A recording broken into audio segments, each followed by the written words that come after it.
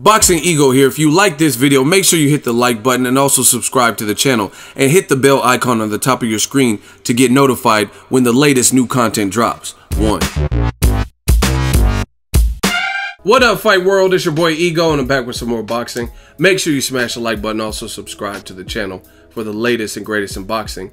If you want to become part of the gang notification gang, please hit the bell icon. Shout out to the Super Chats, channel donations, Venmo, and the Patreon family. We working. Now this is really getting good. It's really starting to heat up. I did a live stream about this earlier today. It's a little bit long, so I'm gonna make a condensed version, give you guys the updates.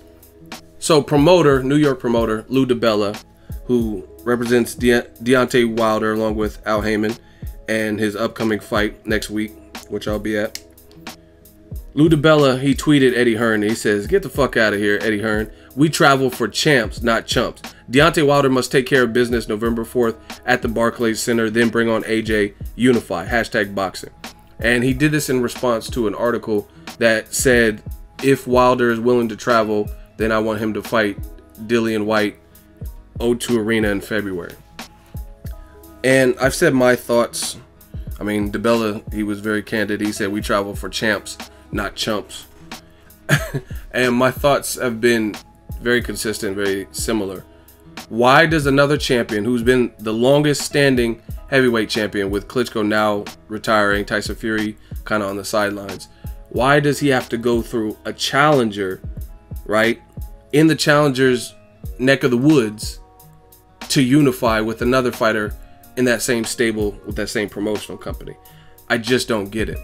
And then in addition, Wilder was like, you know what, I'll fight DILLION Whyte, you know what I mean, get the money right, I'll come over to the UK if you guarantee me Anthony Joshua. And I seen an interview on Fight Hype, and Eddie Hearn said it doesn't work like that. We're not guaranteeing you Joshua. So to me, the walls are closing in. It's not looking good on this situation because there's only so much you could say. And it's like, which one is it? Like, you want Wilder to come to the UK, risk poor judging or bad officiating, reffing or whatever, and different things that happen when you fight in an enemy territory, right? He fights DILLION Whyte, who's not a champion with no belt, who has been stopped by the guy he wants to fight, Anthony Joshua. And then there's no guaranteed pot of gold at the end of the rainbow.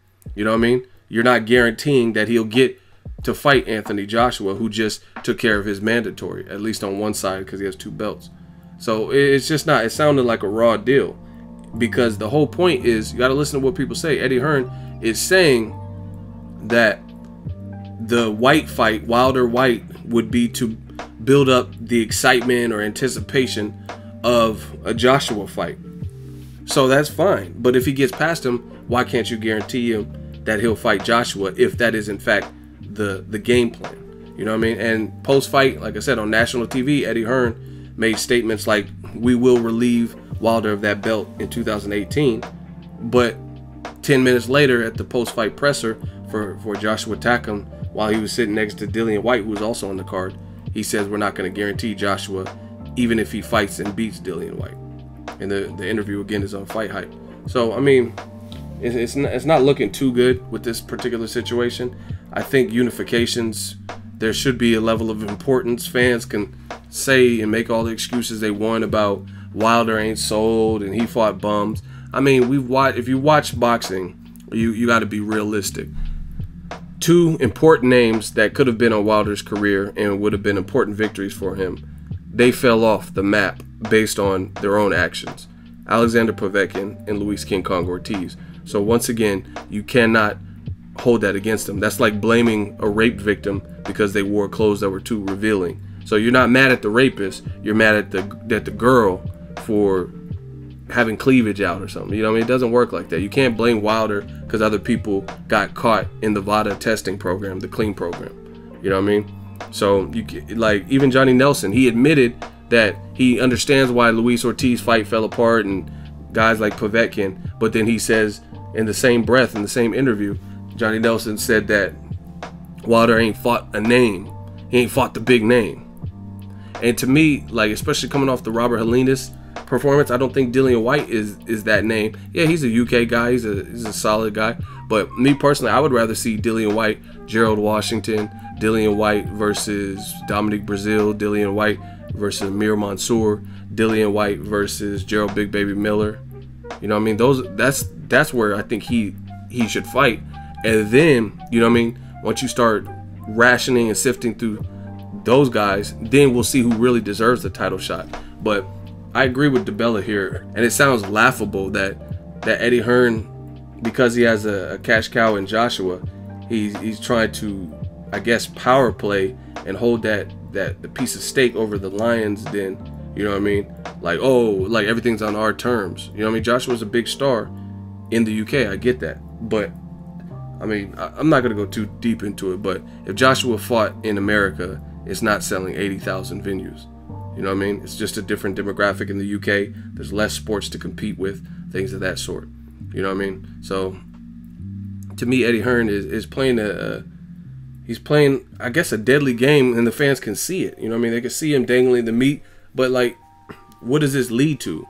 I think the road should lead to a unification. That's what the fans want.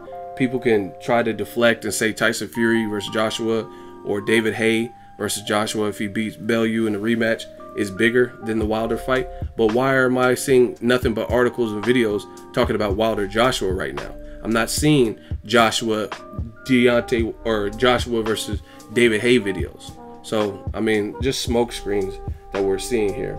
And Wilder, I mean, call his bluff. If you don't think he really wants to fight, then call his bluff for the unification. But he's been screaming for the fight. So I think it's just going to be just a little bit longer, and the fans are going to see it, see more of it. And like I said, when you're not being 100% truthful, you'll see people's stories start to break down. You know what I mean? So, okay, we want to build Joshua Wilder by putting in a former opponent, which is a promoter tactic. I've seen stuff like that happen in boxing. But if you fight him and beat him and knock him out or whatever, that still doesn't guarantee you Joshua. You know what I'm saying? So it's like, what part of the game is this? And like, why doesn't, if you want the Dillion Whyte fight so bad, I was at the Crawford and Dongo fight, and Dillion Whyte fought in America. You know what I mean? So why isn't Dillion Whyte come to Alabama? You know what I mean? I'm sure the purse is from Deontay Wilder, the expected purse, $7 million. I'm sure that has something to do with taking the risk of fighting in enemy territory. So if you don't make that an issue, and you want the Dillion Whyte fight to really, really happen, to build up, bring the UK fighter here in Alabama. You know what I mean? And put the guarantee to it. So we'll see how this unfolds. I'll keep you guys posted. New media. We're going to stay on top of this.